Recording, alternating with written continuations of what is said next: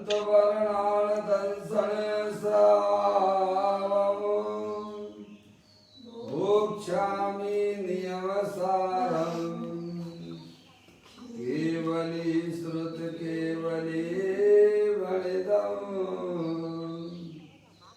नमो करो अनंत उत्कृष्ट दर्शन ज्ञान में जिन वीर को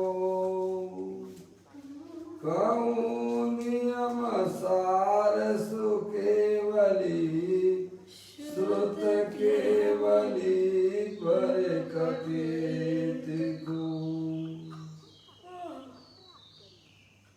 श्री नियम सार जी नामक यह परम आध्यात्मिक ग्रंथ स्वाध्याय हेतु यहाँ विराजमान है।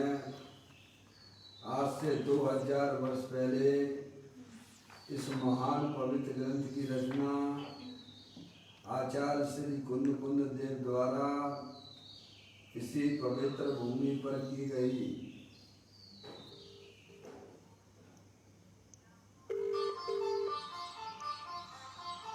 और इसके टीकाकार पदम प्रमदारी देव मुनराज हैं। ग्रंथ का नाम नियम सार है। नियम से करने योग कार्य अपनी आत्मा में सम्यक दर्शन, सम्यक ज्ञान, सम्यक चारित्र रूपी निर्मल पर्याय, पवित्र पर्याय, मोक्ष मार्ग रूपी पर्याय प्रकट करना, क्योंकि वह स्वयं सुख स्वरूप है और अनंत सुख का कारण भी है। अनादि काल से हमारे आपके आत्मा में पर को अपना जानने वाली, पर को अपना मानने वाली, पर के साथ संबंध रखने वाली ऐसी मोह राग देश रूपी अपवित्र रूप पर्याय, मलिन पर्याय प्रकट है, जो स्वयं दुख स्वरूप है और अनंत दुख का कारण भी है।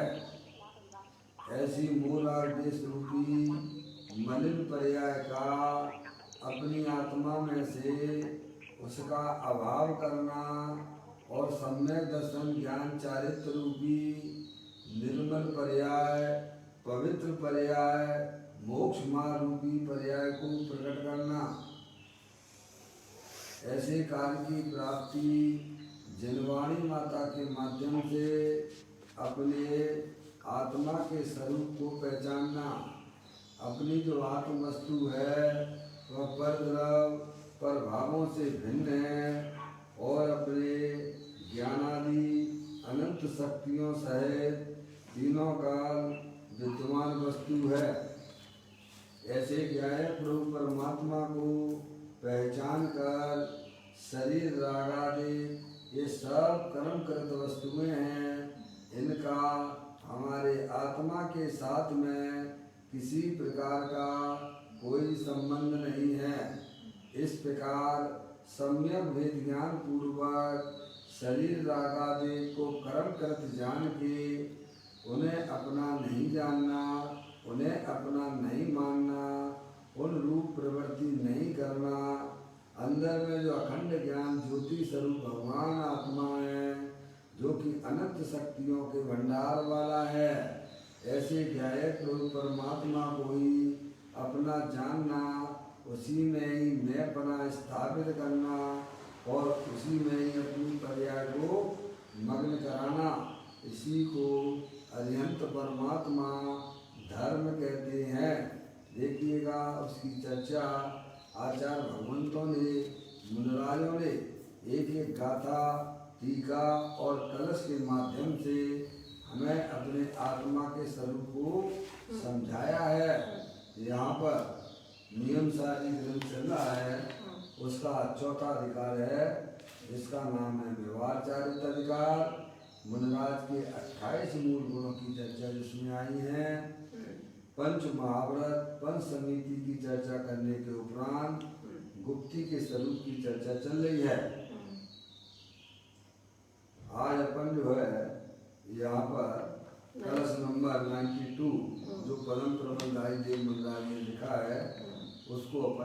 यहाँ पढ़ते हैं, निकाल लीजिए आप पुस्तक को और पाठ प्रारंभ करें, फिर उसके भाव को भी ग्रहण करेंगे। भव जीव भव भय उत्पादक सब वचनों का त्याग करें, सहज शुद्ध विलसित चैतन्य चमत्कार का ध्यान करें।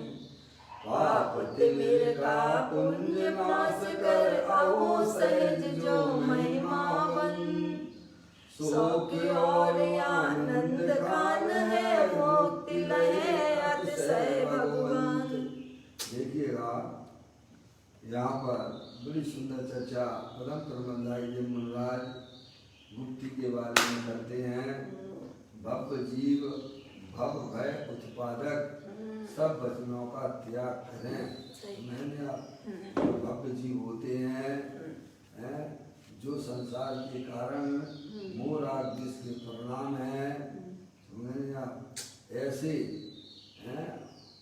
ऐसे मोह राग द्वेष उत्पादक जो वचन ही है ना, सारा संबंध जो है भाई साहब, संबंध का कार्य जो है वो वचनों के द्वारा ही होता है। लड़ाई झगड़े भी जितने होते हैं वो सब वचनों के द्वारा ही होते हैं, समझिए आप। इसीलिए यहाँ पर पदम प्रबंधाई जी मुनिराज कहते हैं कि सब वचनों का त्याग करो, या सभी वचनों के त्याग की बात करते हैं।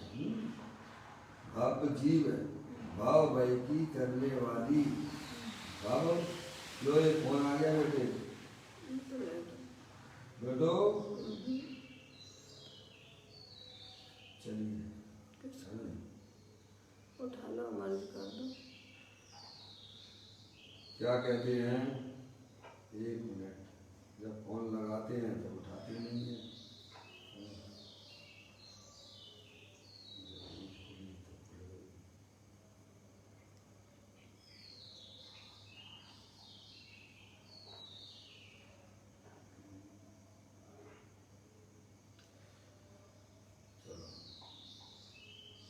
देखिएगा क्या कहते हैं, भव्य जीव है, भव्य यानी जिसे अपने जन्म मरण का अभाव करना है, ऐसा वह भव्य जीव। समझे नहीं आप? भव भय की करने वाली समस्त वाणी को छोड़कर, क्या भव भय की करने वाली समस्त वाणी, सब इस प्रकार के वचनों के द्वारा जो संसार का कारण हुआ करता है, हमने ऐसी वाणी को छोड़कर शुद्ध सहज विलसित जो अंदर में त्रिकाले ध्रुव भगवान आत्मा जो तीनों का शुद्ध स्वरूप है, समझने में आप।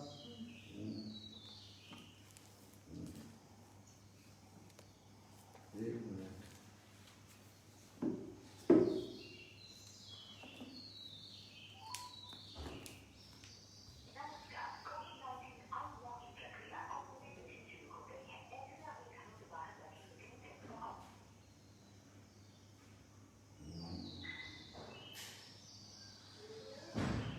सब रहने दो, मैंने लगा दिया है।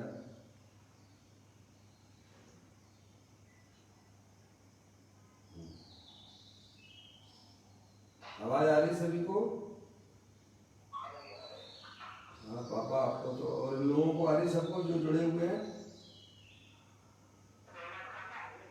हैं क्या?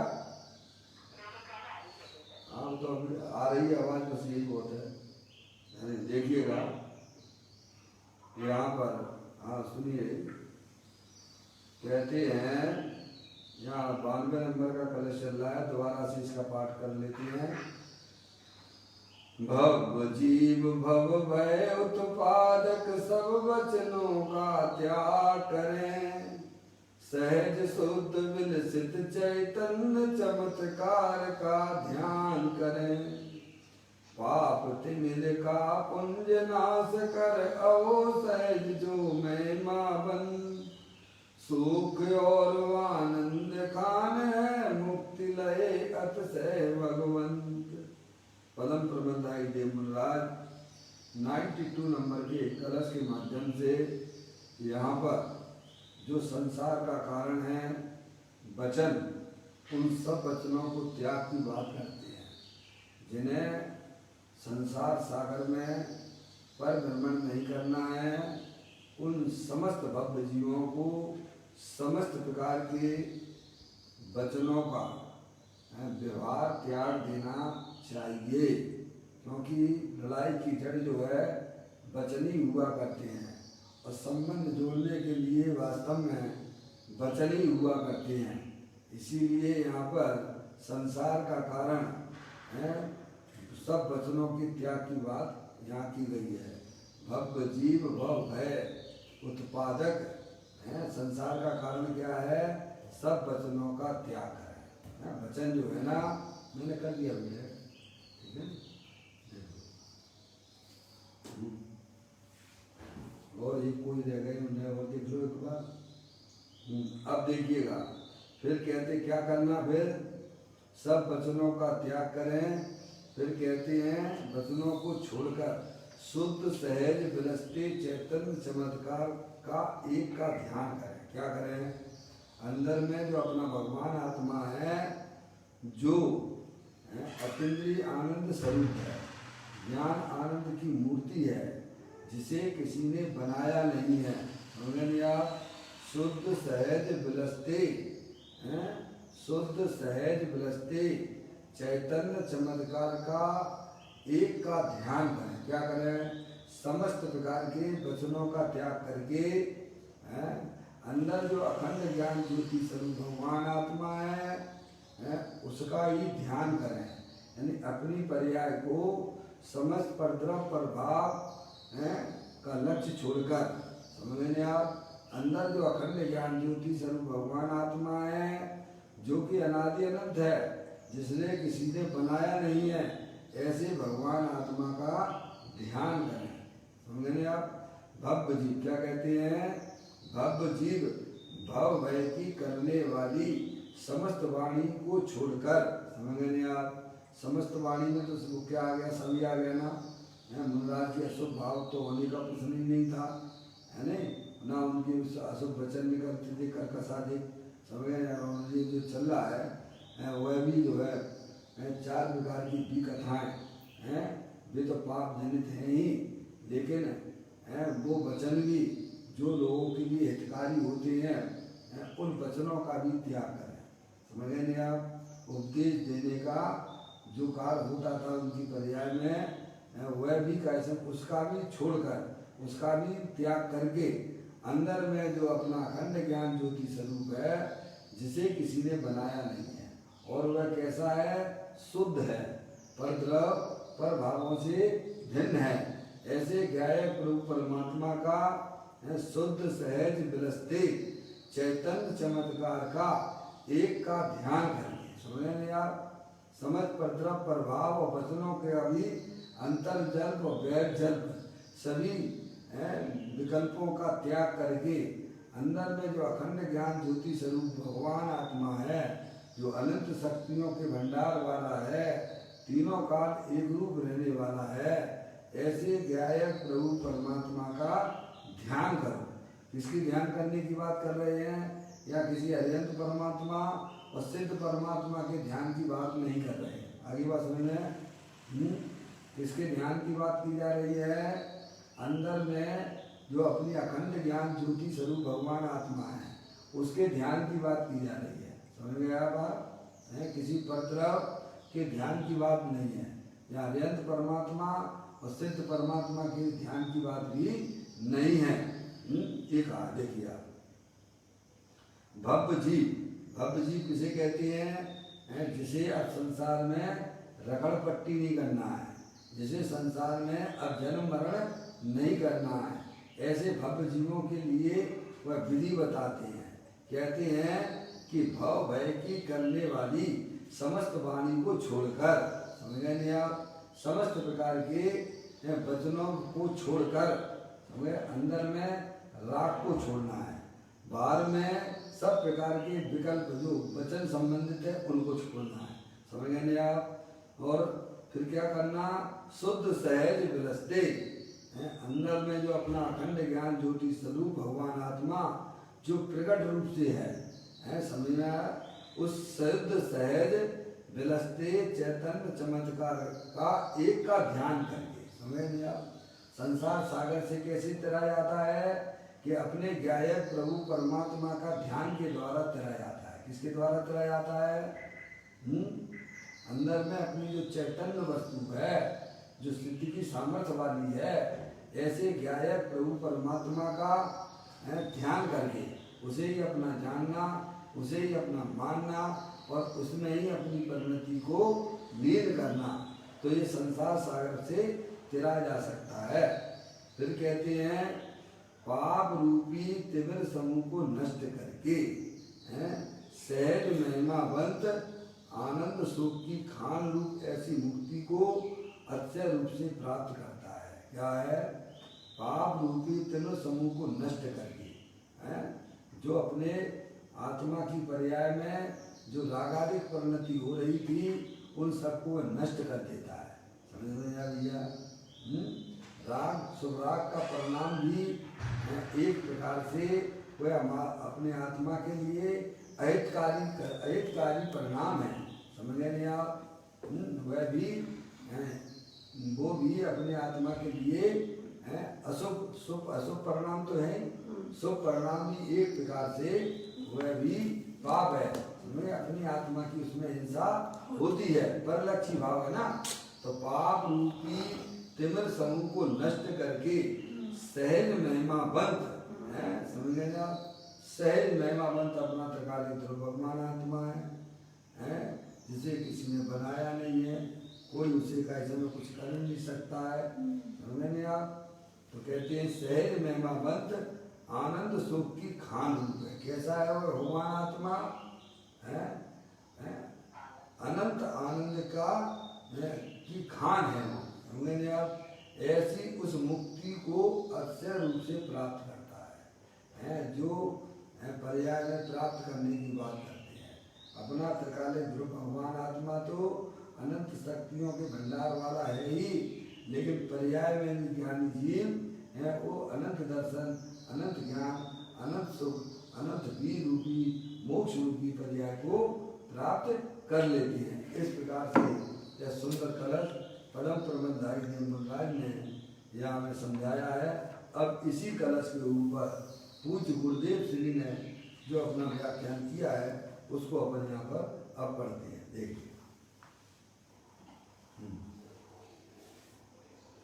प्रवचन रतन चिंतामणि चल रहा है, दूसरा भाग इसका है स्वाध्याय हेतु। आप देखें पेज नंबर 191 पर आया है। पहले पूज्य गुरुदेव श्री जो है महावीर भगवान की दिव्य ध्वनि खिलने का दिन था, जिस दिन ये कलश उन्होंने ये प्रारंभ किया था, उसी दिन जो है महावीर भगवान की दिव्य ध्वनि खिलने का पहला दिन था। क्या बोलते हैं आप उसे? वैशाख श्रावण शुक्ला एकम का दिन था। वो यहाँ से वह प्रारंभ करते हैं अपना वह कलश। देखिएगा, अभी तो हुआ चर्चा भगवान महावीर की उसके संबंध में चलने वाली है। आज भगवान महावीर की दिव्य ध्वनि खिलने का दिन है। भगवान महावीर परमात्मा को भगवान महावीर परमात्मा को वैशाख शुक्ल दशमी के दिन चार ज्ञान का अभाव होकर केवल ज्ञान उत्पन्न हुआ, परंतु वाणी नहीं खिली 66 दिन तक, क्योंकि तीर्थंकर की वाणी खिले और धर्म प्राप्त करने वाले ना हो, ऐसा नहीं हो सकता है। समझे?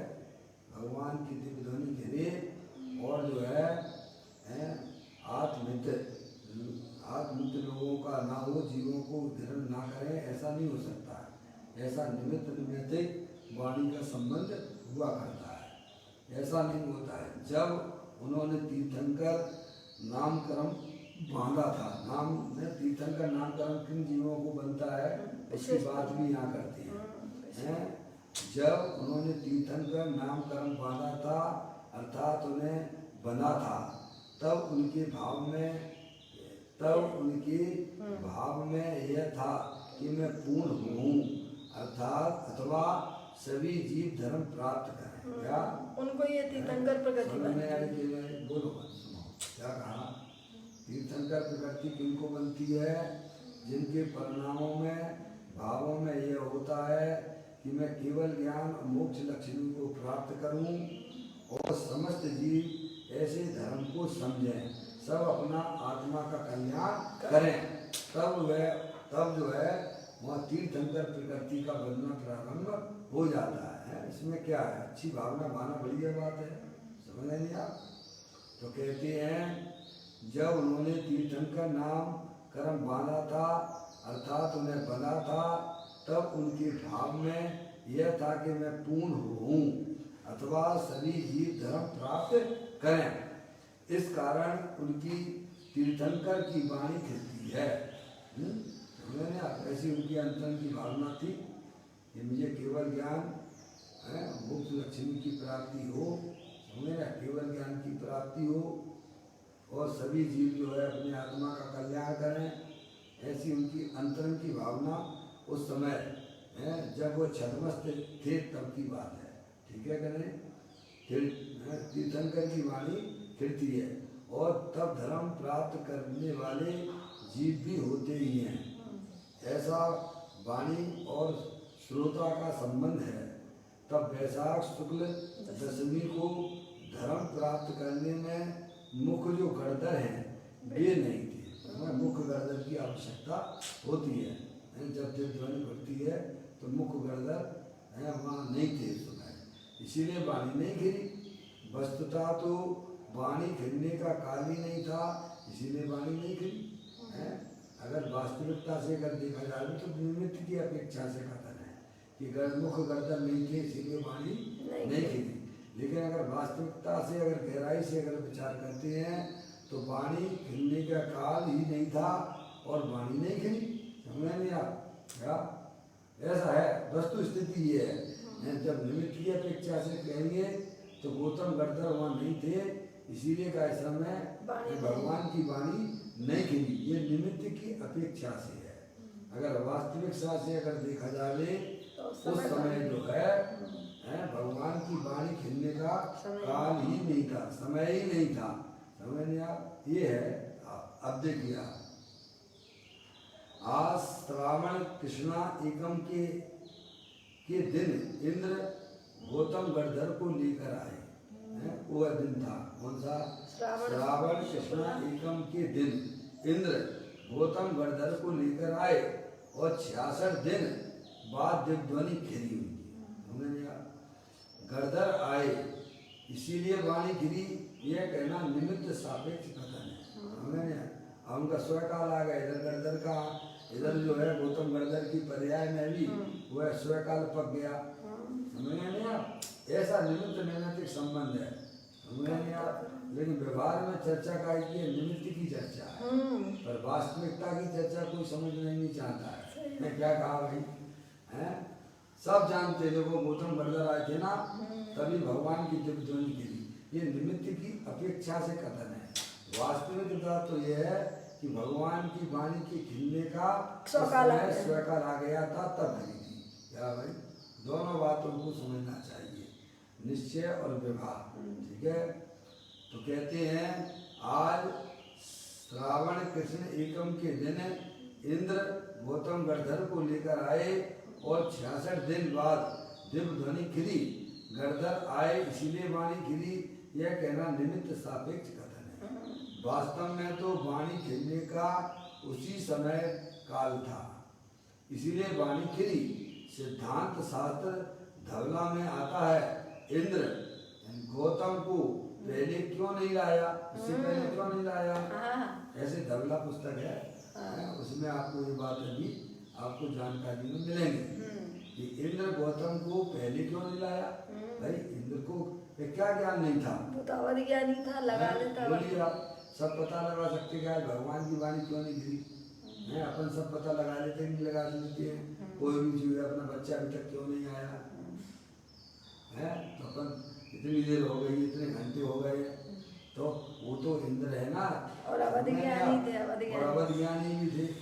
हैं, समझ गए नहीं आप? तो यहाँ वाणी का सौकार तो नहीं था। उसी समय वो अपना ज्ञान लगा लेते। एक दिन हो गया, 2 दिन हो गया, 3 दिन हो गए, 66 दिन हो गए, भाई साहब उनकी वाणी नहीं खिली है, तब तक तो इंद्र सो रहे थे क्या? क्या भाई हैं? तो कहते हैं इंद्र गौतम को पहले क्यों नहीं लाया? उसका उत्तर में वहाँ कहा है कि भाई वाणी खिलने का और गौतम के समझने का काल नहीं था। समझ नहीं आप? ऐसी कोई बात है? ऐसे अपन को भी अपने जीवन में समझना चाहिए कि ये काल है पहले क्यों नहीं हुआ, अभी क्यों हो गया है, पहले अपन कर लेते। तो उन सारी बातों में इन बातों को घटित करना चाहिए कि जब जो है जिसका जो समय आ जाता है वह वहाँ पर हुकार हो जाता है, उसमें इस प्रकार के संकलेश परिणामों को विराम करना चाहिए सम्यक विज्ञान के द्वारा। समझ लेंगे आप? यही एक कला है। समझ लेंगे आप? अपन तो कितना सोचते रहते हैं साहब कि हमें इतना पैसा मिल जाए, इतना पैसा मिल जाए, इतना पैसा मिल जाए, हैं? समझ गए नहीं आप? और जब आप जो है कैसे पैसे के प्रति राग छोड़ देते हो तो पैसा इतना आ जाता है, क्या कहा भैया, कि आपके पीछे पीछे घूमने लग जाता है। तो आप कहोगे कि साहब पहले क्यों नहीं मिल गया था? हर चीज हर कार्य में आप विचार कीजिए, जो जिस समय होना है उसी समय होता है। हमारे तुम्हारे विकल्प करने से कुछ भी नहीं होता है। समझे? इसीलिए ज्ञानी कहते हैं व्यर्थ के विकल्प करने से तुम अपनी आत्मा का अहित करते हो। समझे आप? ये भोजन इतने बजे क्यों बना? अरे भाई साहब उसका स्वयं का लाभ है, सुख बन गया है। अब तुम क्यों फालतू में, तुम क्या उसे करता धरता हो क्या? हम उसे करता धरता उसे देखते हैं, इसीलिए हमको सारे विकल्प चला करते हैं। पर ज्ञानी इन विकल्पों की कर्ता भी नहीं होते हैं और उन घटनाओं को जो होने वाली हैं उनके बारे में भी वह कुछ सोचते जाते, विचार नहीं करते। समझ में? ऐसा कुछ अद्भुत मार्ग है। जितना राग है उतना उनका विकल्प चलता है, लेकिन अज्ञानी जैसा विकल्प तो होता ही नहीं है।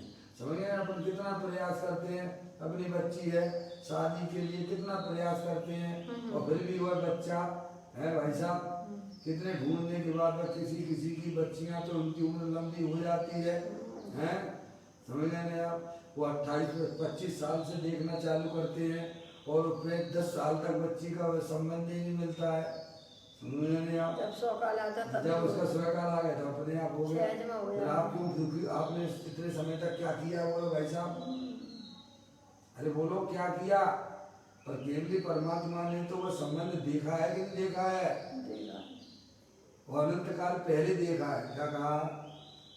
हमारे आपके जीवन में जो भी घटनाएं घटती हैं वह केवली परमात्मा ने अनंत काल पहले देख चुके हैं। इसीलिए अपने विकल्पों को विराम देना चाहिए है, सम्यक वेद ज्ञान के द्वारा। उन परिणामों में आकुलता नहीं करना चाहिए। हम इतना कमाते हैं, हम इतना मेहनत करते हैं, हमारे पास पैसा क्यों नहीं आता है भाई साहब?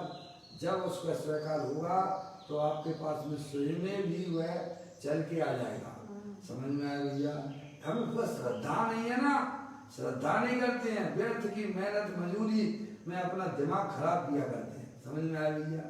और संकलेश परिणाम करके नाना प्रकार के अपने आत्मा को संकलेश परिणामों के द्वारा कर्मों का बंद करके संसार में पर भ्रमण कराया करते हैं। अरे मनुष्य पर्याय मिली है भाई साहब, हैं? समझदारी पैदा कर लो पर्याय में। देखिएगा यहाँ ये बताने का मतलब ये है कि वाणी खेलने का और गौतम के समझने का काल नहीं था, इसीलिए भगवान की वाणी उस समय नहीं गिरी। भगवान क्या वाणी की करता है क्या? नहीं। वाणी तो जो है जड़ है, भगवान चेतन सर्व है। कौन है? चेतन। भगवान आत्मा है कि नहीं वे? अजंत परमात्मा कौन है? तीर्थंकर कौन है? आत्मा है ना।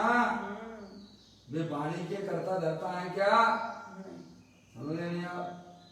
समझ, हर वचन जो है अपने स्वयं काल में खिलता है। भगवान आत्मा तो जानने देखने वाला है। क्या कहा भाई साहब?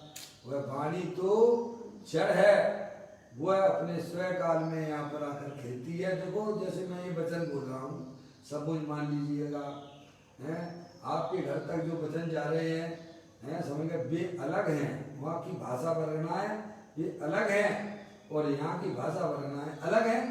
पूरे लोकाकाश में वर्गनाएं भरी पड़ी हैं कि नहीं पड़ी हैं? पड़ी। अरे बोलो, ये यहाँ की वर्गनाएं वहाँ नहीं जा रही हैं।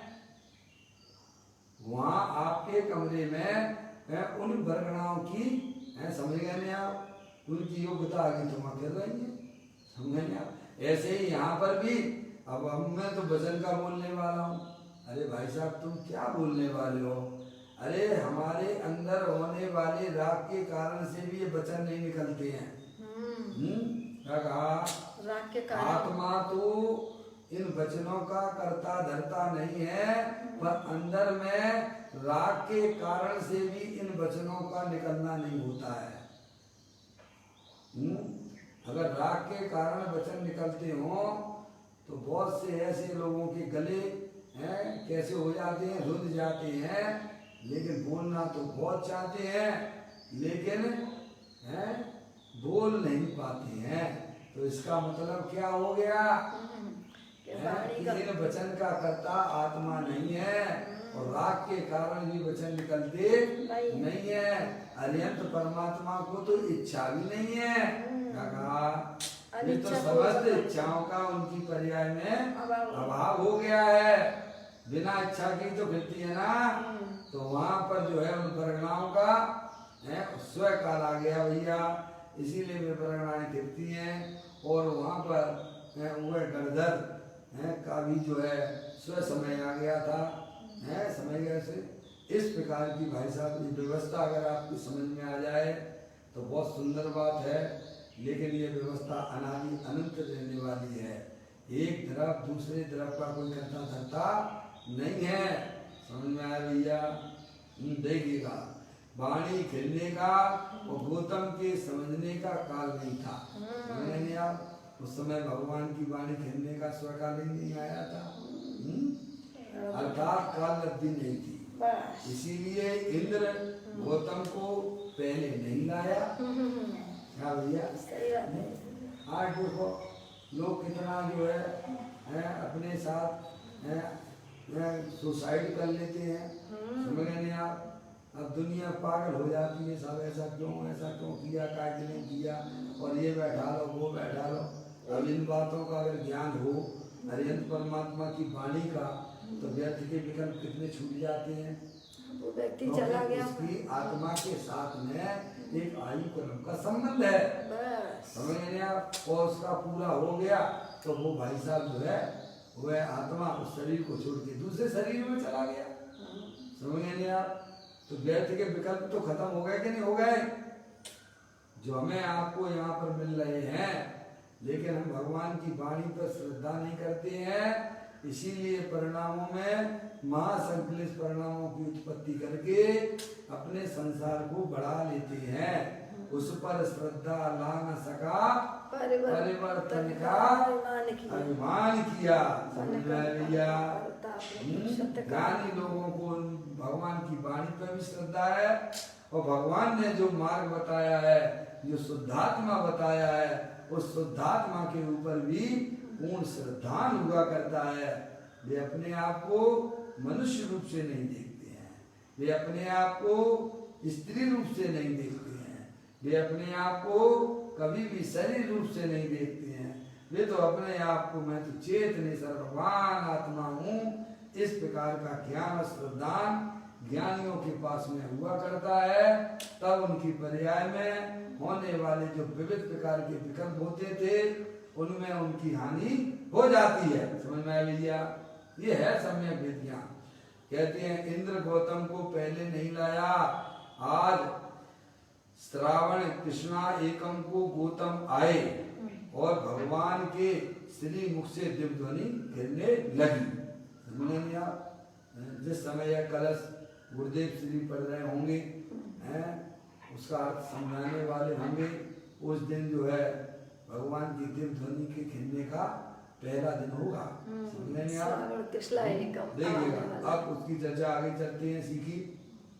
नंबर 1 नंबर देखिए, यहाँ समझा रहे हैं, 4 नंबर देखिए। उस वाणी में आए हुए सिद्धांत के अर्थ के उस वाणी में आए हुए सिद्धांत के अर्थ के करने वाले भगवान महावीर हैं। इसीलिए भगवान महावीर वह द्रव्य वस्तु है। समझ गए आप? देव ध्वनि खेल रही है भाई साहब, तो क्या कहोगे यहाँ पर? ये महावीर भगवान की दिव्य ध्वनि है। समझ गए नहीं आप? आरोप उस दिव्य ध्वनि पे किसका आएगा? भगवान महावीर की आएगा। जैसे मैं यहाँ पर बोल रहा हूँ तो आप क्या कहोगे? वो अनिल पंडित जी हैं। क्या बोलोगे आप? समझ गए नहीं आप? ऐसे ही तो बोलोगे ना। तो ऐसे यहाँ कह रहे हैं उस वाणी से आए हुए सिद्धांत के अर्थ के करने वाले भगवान महावीर हैं। इसीलिए भगवान महावीर वह द्रव्य वस्तु है। समझ में आया? एक नंबर एक। नंबर दो, राजगिरही नगरी के समीप 5 पर्वत हैं। आप लोगों ने वंदना भी की होगी है? राजगिरही नगरी के समीप 5 पर्वत हैं। समझे? सिगर जी के पास नहीं है राजगिरी समझ में आया? 5 पर्वत हैं। उनमें एक विपुलाचल पर्वत है और उस पर्वत पर से भगवान की वाणी खिली। इसीलिए विपुलाचल पर्वत वह क्षेत्र हो गया। द्रव्य क्या हो गया? भगवान महावीर का द्रव्य। और क्षेत्र में क्या लिया? विपुलाचल पर्वत। तो हो गए पप्पू भैया, पापा। हाँ, आवाज आ रही बराबर? हाँ, देखिएगा सभी को आ रही होगी। द्रव्य में क्या लिया? भगवान की वाणी जब गिरी थी द्रव्य में लिया भगवान महावीर का द्रव्य है। और क्षेत्र में क्या लिया? कहाँ गिरी थी भगवान की वाणी? विपुलाचल पर्वत। वह हो गया क्षेत्र।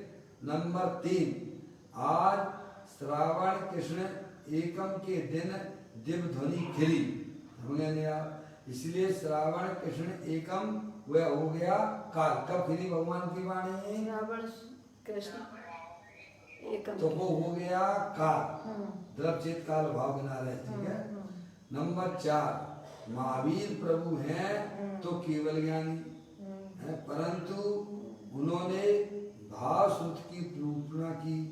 क्योंकि गणधर भाव सुत को प्राप्त करते हैं तो उन्हें निमित्त भी भाव सुत है और भाव सुत वह हो गया भाव। इसमें ऐसे द्रव्य चेत काल भाव को पूज्य गुरुदेव श्री ने यहाँ पर बताया है। अब देखिए आगे की चर्चा। इस प्रकार अर्थ के करने वाले भगवान महावीर परमात्मा ने विपुलाचल पर्वत से आज श्रावण कृष्णा एकम के दिन भाव सुत की निरूपणा की। वहां से भाव सुत की निरूपणा भाव सुत की निरूपणा की और तत्पश्चात द्रव्य सुत की रचना करने वाले गणधर थे। वहां से चालू हुई द्रव्य सुत की है। समझे? अंतर्मूर्त में द्वाद संघ की रचना गणधर कर देते हैं। उन्होंने द्रव्य सुत की और भगवान ने भाव सुत की। उन्होंने जो है समझाया। समझ गए नहीं आप? वस्तु स्वरूप को उन्होंने बताया। तो ये हो गया भाव सुत की निरूपणा। आज उसी दिन, किस दिन? तत्काल हुआ भाव सुत। श्रावण कृष्ण एकम के दिन है भगवान ने जो है भाव सुत की निरूपणा की है और तत्पश्चात द्रव्य सुत की रचना करने वाले गणधर थे। उन्होंने अंतर्मूर्त में 12 अंग की रचना की। उस रचना का दिन भी आज है। समझ गए नहीं आप? द्रव्य सुत की रचना का होगी भैया श्रावण शुक्ला, वो श्रावण एक ही दिन श्रावण कृष्ण एकम की दिन हुई है। इधर भाव सुत निरूपणा और द्रव्य सुत निरूपणा का समय भी एक ही काल है। समझ गए नहीं आप? ये है आज भगवान की दिव्य ध्वनि खिली। नंबर 2, गणधर ने सुनी और गणधर ने द्वादशांग की रचना की। उस श्रावण कृष्ण एकम का दिन आज है। जब ये कलश पढ़ा जा रहा था तब ये उस दिन जो है श्रावण कृष्ण एकम का दिन था। अब आने वाला है ना, 8 दिन बाद आने वाला है। चलो भैया आपके पास में भी आने वाला है तो ध्यान कर लेना। सिद्धांत की आज श्रावण कृष्णा एकम है। अमास अर्थात आधा मास, अमास यानी आधा मास, और पूर्णिमा अर्थात पूर्ण मास। इसीलिए सिद्धांत अनुसार कृष्ण पक्ष पहले और शुक्ल पक्ष बाद में आता है। अमास है ना, आधा महीना कृष्ण पक्ष का और आधा महीना शुक्ल पक्ष का। महीने में होते हैं 15 दिन कृष्ण पक्ष और शुक्ल पक्ष। तो शुरू का जो प्रारंभ का इस श्रावण महीने के पहले दिन, श्रावण महीने के पहले दिन अतः श्रावण कृष्णा एकम के दिन भगवान की दिव्य ध्वनि खिली, समझ गए। और गर्दन ने भाव सुत के परिमल पूर्वक द्रव सुत की रचना की। भगवान की वाणी में भाव सुत रूप अर्थ आया है। भगवान की वाणी क्या है? भाव सुत रूप अर्थ आया, और उसमें से भाव सुत रूप परिमित गर्दन ने देव की पर्याय भाव सुत रूप परिमित है ना, द्रव सुत की रचना की है। समझ रहे आप? ये क्योंकि भाव में नहीं आएगा तो द्रव्य की रचना कैसे करेगा? क्या भगवान की वाणी सुनी और फिर वो उनके भावों में आई तब। इस प्रकार अर्थ के कर्ता भगवान भगवान है, समझ आप? और द्रव्य सुत के कर्ता कौन है? गर्दन देव है, समझ आप? ये है भगवान को केवल ज्ञान होने पर भी जो मुख्य श्रोता है ऐसे गर्दन नहीं थे, इसीलिए वाणी नहीं खिली। तत्पश्चात 66 दिन तक दिव्य ध्वनि बंद थी, वह आज खिली। इसीलिए आज दिव्य ध्वनि खिलने का दिन है। जिस समय दिव्य ध्वनि खिली थी तब तो इंद्र और गणधर भी विपुलाचल पर्वत पर थे। मैंने अज्ञानी कहता है कि देखो गर्दन नहीं थे ना, इसीलिए वाणी नहीं गिरी, और गर्दन निमित्त हुए इसीलिए वाणी गिरी, परंतु ऐसा नहीं है। अब बता, सिद्धांतिक बातों को कहाँ जानता है? सारी दुनिया में यही चर्चा का विषय रहता है। क्या भगवान की वाणी क्यों नहीं गिरी? क्योंकि गर्दन वहां पर नहीं थे। जबकि ये बात परमार्थ में सत्य नहीं है। परमार्थ में सत्य तो ये है कि भगवान की दिव्य ध्वनि खिलने का समय काल नहीं था, इसीलिए वाणी नहीं खिली। जब उनका स्वयं काल आ गया तो वाणी खिलने लग गई, और वाणी भी खिलने लगी और गणधर भी आ गया। समझ नहीं आ? दोनों बन गए। ऐसा है। और गणधर की पर्याय में कैसा में ऐसी निर्मल पर्याय की उत्पत्ति होने का काल नहीं आया। तो जो है कैसा में ऐसा सुमेल है, कैसा सुमेल समझ नहीं आ भैया? कल्पना में जीव इतना खो जाता है कि सब कैसे वास्तविकता को भूल रहा है। समझ नहीं आ? गर्दन नहीं थे इसीलिए वाणी नहीं खिली, यह बात मात्र व्यवहार से कही जाती है।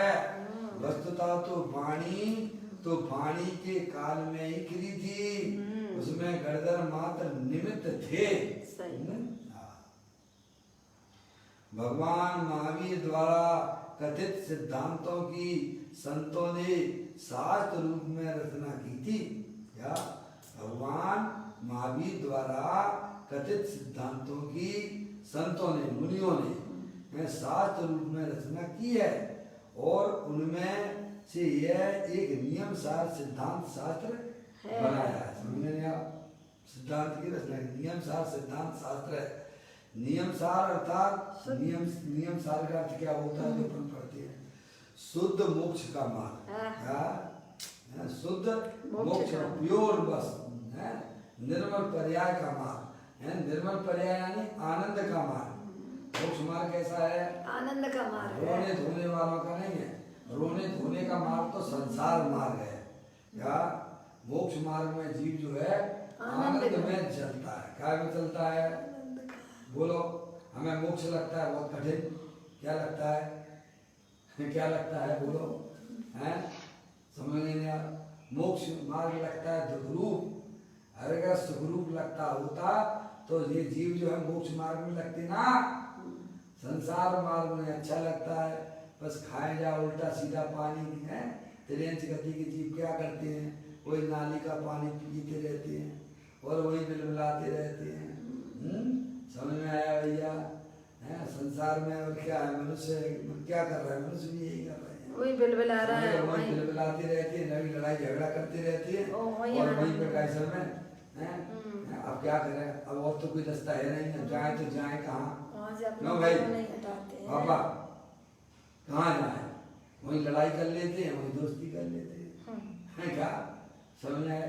वहीं बिलबिलाते रहते हैं, वहाँ तो कुछ दिखता नहीं है, मोक्ष मार्ग दिखता नहीं है, मोक्ष मार्ग नहीं दिखता है इसीलिए घर में ही पड़े रहते हैं, सब घर छोड़ते ही नहीं है।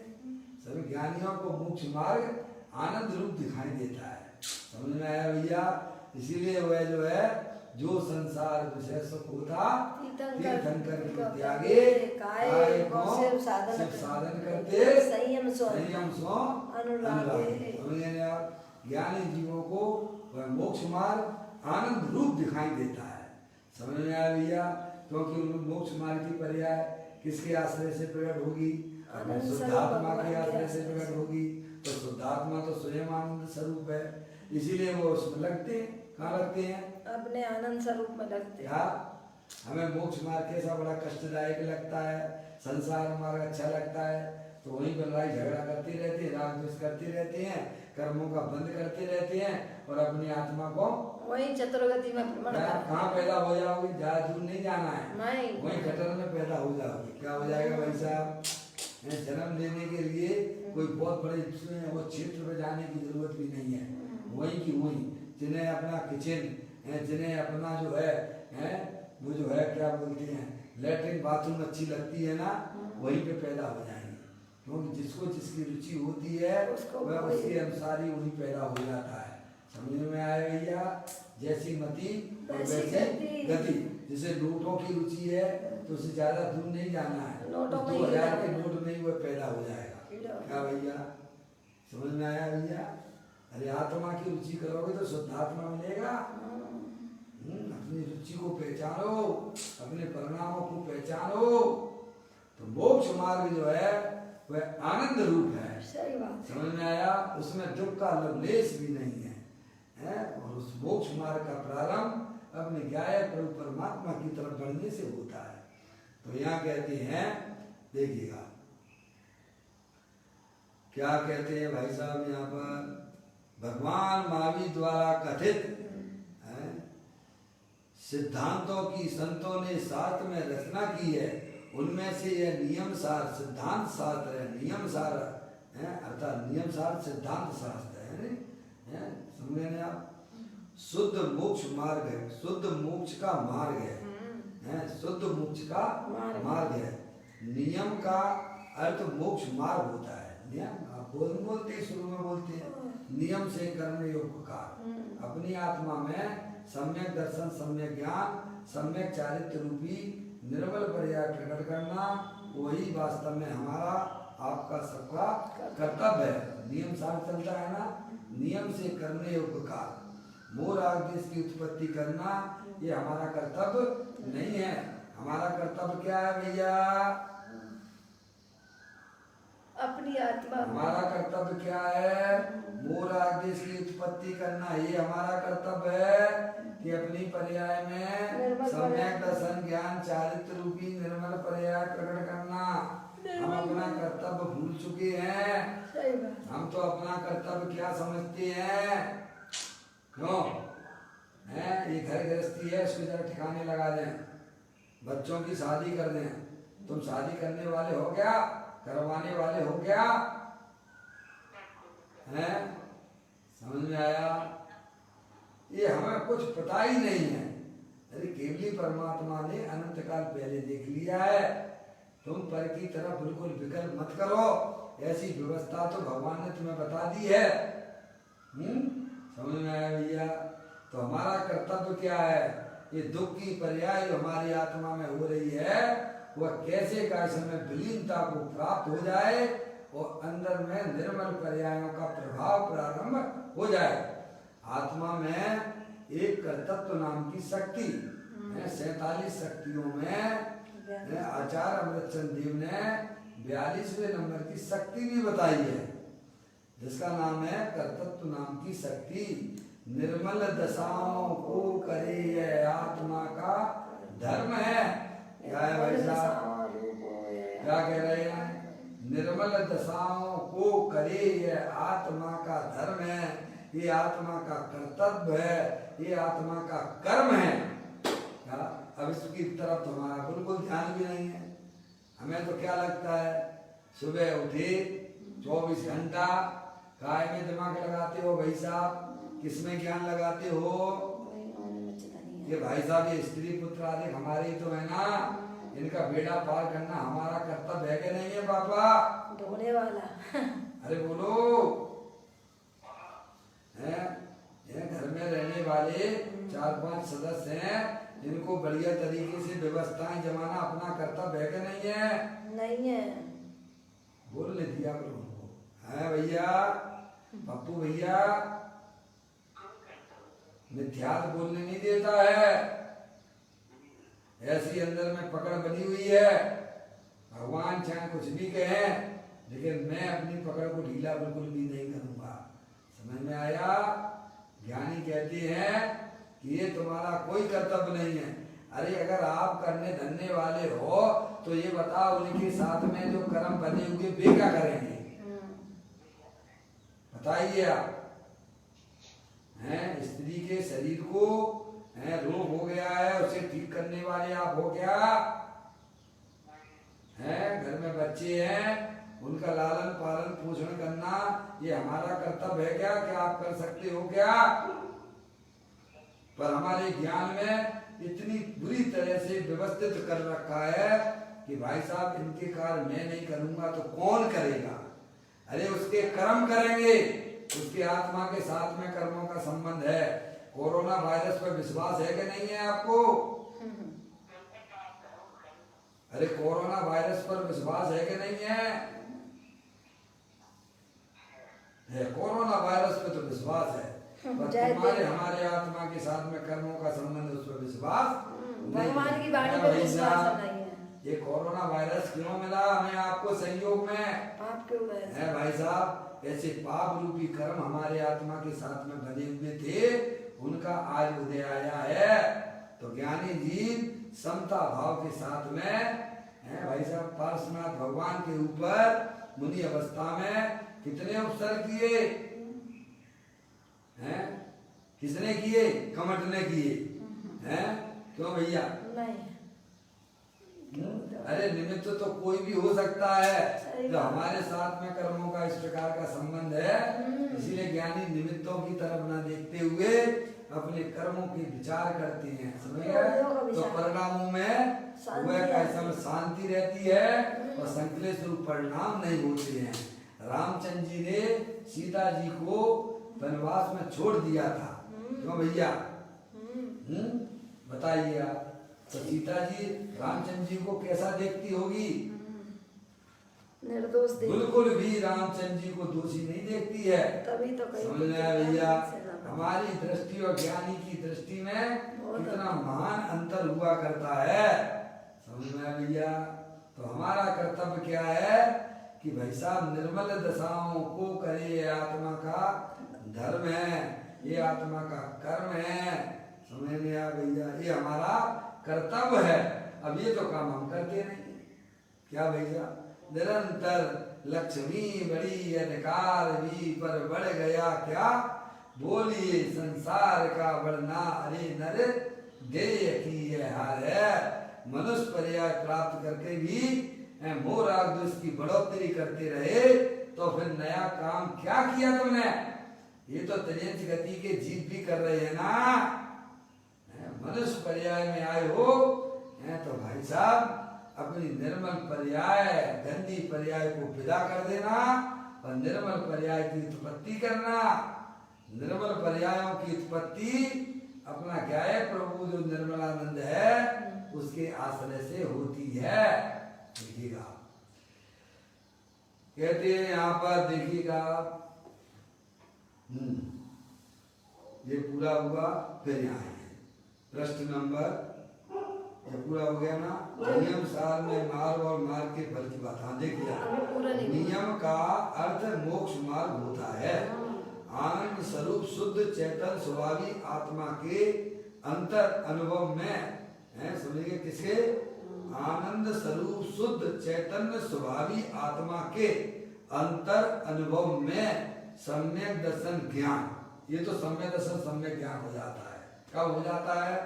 जब आप अपने आप को मनुष्य ना देखते हुए, शरीर ना देखते हुए, मैं तो चेत निश्चल भगवान आत्मा हूँ, ज्ञान आनंद की मूर्ति हूँ, जब ऐसा श्रद्धान और ज्ञान होता है तब पर्याय में सम्यक दर्शन ज्ञान की पर्याय उत्पन्न हो जाती है। समझ में आया भैया? इतना काम तो घर गृहस्थ में रहकर भी जीव ये काम कर लेता है। इसके लिए मुनि होने की बिल्कुल भी आवश्यकता नहीं होती है। सम्यक दर्शन सम्यक ज्ञान के लिए तो एक गृहस्थ अवस्था में त्रियंच गति के जीव भी कर लेते हैं, नार की जीव भी कर लेती हैं कि मैं शरीर नहीं हूँ, मैं तो चेत निश्चल भगवान आत्मा ज्ञानानंद अनंत शक्तियों के भंडार वाला हूँ। तो कहते हैं आनंद स्वरूप शुद्ध चेतन स्वभावी आत्मा के अंतर अनुभव में, अनुभव शब्द बहुत बढ़िया दिया है। अनुभव का मतलब अनुभव फीलिंग करते हुए, समझ में ना, उस रूप अनुभव करते हुए। जैसे अज्ञानी जीव अपने आप को मनुष्य रूप से अनुभव करता है, वो अनुभव तो झूठा है, क्योंकि आत्मा कभी मनुष्य होता नहीं है।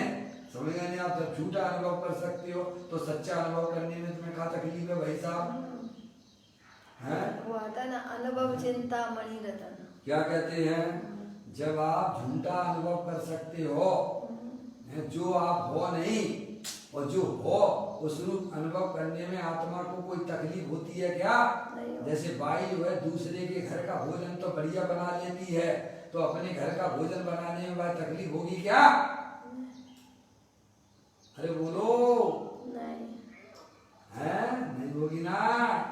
ऐसे ही झूठा अनुभव तो कर रहे हो, मैं मनुष्य हूँ, मैं स्त्री हूँ, ये झूठा अनुभव है, क्योंकि आत्मा कभी मनुष्य होता ही नहीं है। तो स्त्री और पुरुष कहाँ से होगा जब आत्मा शरीर रूप ही नहीं होता है? तो ये तो झूठा अनुभव है? तो झूठा सच्चा अनुभव करने में फिर क्या तकलीफ है? जब झूठा अनुभव तो कर सकते हो और सच्चा अनुभव नहीं कर सकते क्या? क्यों नहीं कर सकते? दूसरे के घर का भोजन तो बढ़िया बना सकते हो, पर अपने घर का भोजन नहीं बना सकते हो क्या? बना सकते हैं? देखो देखिएगा, कहते हैं आनंद स्वरूपी शुद्ध चैतन्य स्वभावी आत्मा के अंतर अनुभव में सम्यक दर्शन सम्यक ज्ञान ये हुआ और स्वरूप की रमणता प्रकट होती है। क्या हो जाती है? तीनों वैसे एक साथ होती हैं। या जब आत्मा का अनुभव करते हैं उस समय तीनों की सम्यक दर्शन ज्ञान चारित्र की तीनों की उत्पत्ति हो जाती है। भले ही सम्यक दृष्टि जीव है, लेकिन उसकी पर्याय में आंशिक रूप से चारित्र की उत्पत्ति हो जाती है। चारित्र के आपको बताए थे, चार चौकड़ी कसाय बताई थी ना। मोहिनी के दो भेद, दर्शन मोहिनी, चारित्र मोहिनी। जब दर्शन मोहिनी गया कि मैं मनुष्य नहीं हूँ, मैं स्त्री नहीं हूँ, मैं तो चेतनी सब भगवान आत्मा हूँ, तो वहाँ पर जो है दर्शन मोहिनी विलय को प्राप्त हो जाता है।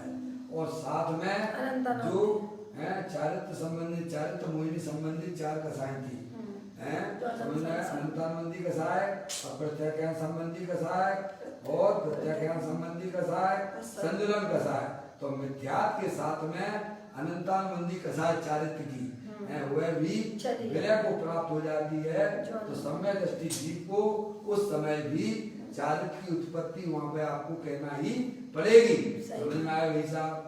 लेकिन वह चारित्र ऐसा है जो बाहर वालों को दिखता नहीं है। क्या कहा? वह चारित्र कैसा है कि बाहर वालों को दिखता नहीं है। जैसे कोई गर्भवती महिला हो, उसे 1 महीने का गर्भ हो, लेकिन वह दूसरों को नहीं दिखता है, लेकिन वह गर्भवती महिला जानती है कि मेरे को वो 1 महीने का गर्भ है। समझा? ऐसे ही सम्यक दृष्टि जीव की पर्याय में जो चारित्र प्रकट होता है वह अनंतानंदी कसाय के अभाव पूर्वक जो पर्याय में स्थिरता प्राप्त हुई है, जो पर्याय में अत्यंत आनंद की प्राप्ति हुई है, वह स्वयं तो जानता है पर दूसरे लोग उसको समझ नहीं पाते हैं। समझ में आ गया? इस प्रकार का सम्यक दर्शन ज्ञान के साथ में चारित्र की भी वहाँ उत्पत्ति बताई जाती है। समझ में आप? नियम नियम का अर्थ है मोक्ष मार्ग होता है, नियम का अर्थ होता है मोक्ष मार्ग होता है। आनंद स्वरूपी शुद्ध चैतन्य स्वभावी आत्मा के अंतर अनुभव में सम्यक दर्शन, सम्यक ज्ञान और सम्यक चारित्र रूपी स्वरूप की रमणता प्रकट होती है। वह मोक्ष का मार्ग है, समझे नहीं आप? वह मोक्ष का मार्ग है और उसका फल मोक्ष है। क्या है? समझ क्या है? नियम सार का मतलब क्या है? मोक्ष मार्ग, और उसका फल क्या है? मोक्ष। समझे नहीं आप? इस प्रकार इस नियम सार में मार्ग और मार्ग के फल की बात की गई है। यह बात दूसरी गाथा में आ गई है कि जिन शासन में मार्ग और मार्ग के फल का व्याख्यान है। अब देखिएगा, अब यहाँ पर मूल बात पर आते हैं। क्योंकि उस समय जब गुरुदेव श्री जब जो इस 92 नंबर के कलश के ऊपर प्रारंभ करने वाले थे, वह दिन उनका था, कौन सा दिन था? श्रावण कृष्णा एकम का दिन था। अब देखिएगा यहाँ पर 193 नंबर की गाथा के माध्यम से 67 नंबर की गाथा करी थी। यहाँ इस 67वीं गाथा में वचन गुप्ती की बात चल रही है। गाथा के बाद पदम प्रमल दाई देव कलश लिखते हैं ना, इसलिए पहले गाथा की बात की। गाथा 67वीं गाथा में वचन गुप्ती की बात चल रही है। देखो, आज के दिन भगवान की वाणी खिली थी, तो उसमें वचन गुप्ती किसे कहना, यह बात भी आई थी। यहाँ कहते हैं कि भव्य जीव भव भय के करने वाली समस्त वाणी को छोड़कर, या अभी मूल कलश की बात करते हैं। 92 नंबर की बात, 92 नंबर की कलश की बात। भव्य जीव, ये मूल में लिया है। भव्य जीव भव भय के करने वाली समस्त वाणी को छोड़कर, डॉट डॉट डॉट कर दिया है, वहां देख लेना। पहली बात तो यह है कि जो भव्य जीव है, पात्र, भव्य जीव का मतलब होता है पात्र जीव। समझे नहीं आप?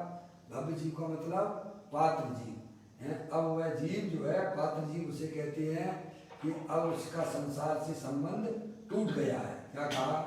जन्म मरण के सिलसिले से इस संसार चक्र से वह जीव अब ये निकलने वाला है। उसको बोलते हैं पात्र जीव, उसको बोलते हैं भव्य जीव। अब वह जन्म मरण के सिलसिले से अलग हो गया है। समझ में आया? उसको बोलते हैं भव्य जीव, पात्र जीव। अर्थात आत्मा की शांति रूप मोक्ष मार्ग को देखिएगा। भव्य जीव यानी पात्र जीव है, अर्थात आत्मा की शांति रूप मोक्ष मार्ग को प्राप्त करने के लिए योग्य है। भव्य जीव किसे कहना है? जो मोक्ष मार्ग की पर्याय प्रकट करने योग्य है। समझिए, भव्य जीव भी अपनी पर्याय में निर्मल पर्याय मोक्ष मार्ग की पर्याय प्रकट कर सकता है। अभव्य जीव चाहे जितना भी भाई साहब भगवान की वाणी भी सुने, समझ गए नहीं आप? ऐसे बहुत से जीव होते हैं भगवान की वाणी भी सुनते हैं। देखो, अपना आत्मा अनंतवास जनवाणी में कथन आया है कि 5 लब्धियां होती हैं ना सब में दर्शन होने में। हेलो, क्या कहा? कितनी लब्धियां होती हैं? 5 लब्धियां। 5 लब्धियां होती हैं। 5 लब्धियां मालूम है? क्षयोपम लब्धि, विशुद्धि लब्धि, देशना लब्धि, प्रायुग लब्धि और करण लब्धि। समझ गए नहीं आप? 4 लब्धि तक अभव्य भी आ जाता है। क्या कहा? 4 लब्धियां तो अभव्य को भी प्राप्त होती है। 4 लब्धियां जो है ना अभव्य को भी होती हैं। अपने आत्मा में अनंत बार, एक बार नहीं अनंत बार 4 लब्धि तक तो अपन आ चुके हैं। क्या कहा वैसा पप्पू भैया? 4 लब्धियां तक हमारा आत्मा अनंत बार आ चुका है। देशना लब्धि भगवान की सुनी कि नहीं सुनी?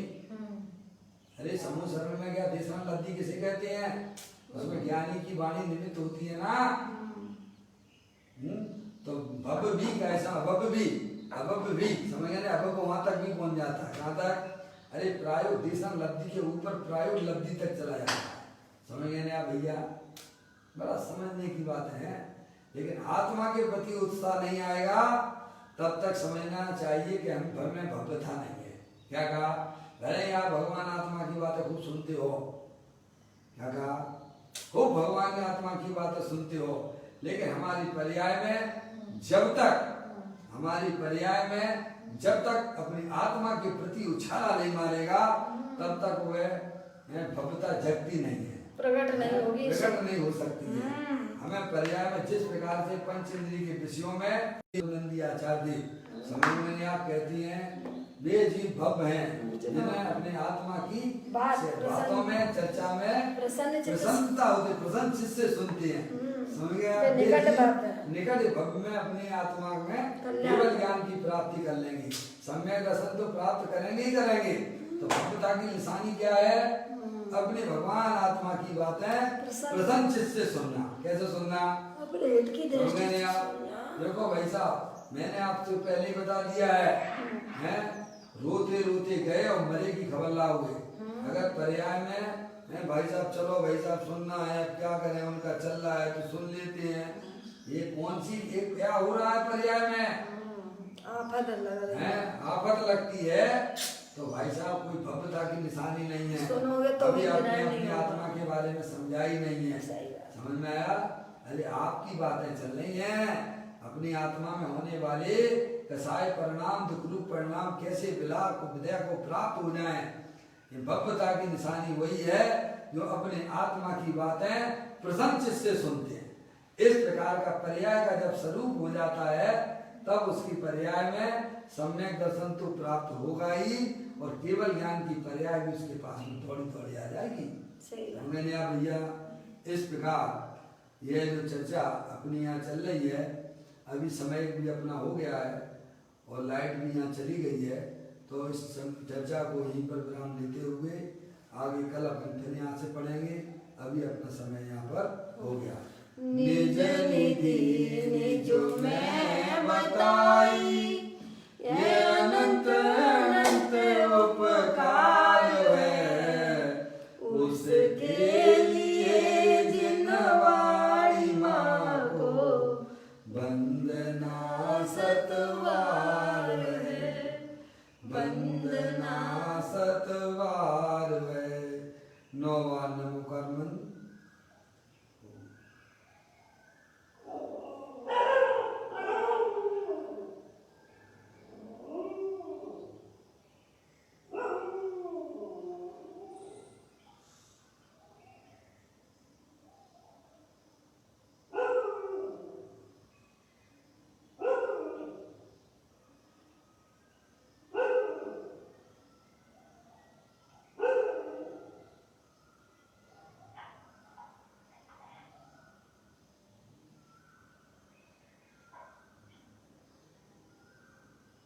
बोलो द्वादशांग जनवाणी माता की जय, महाजैन धर्म की जय।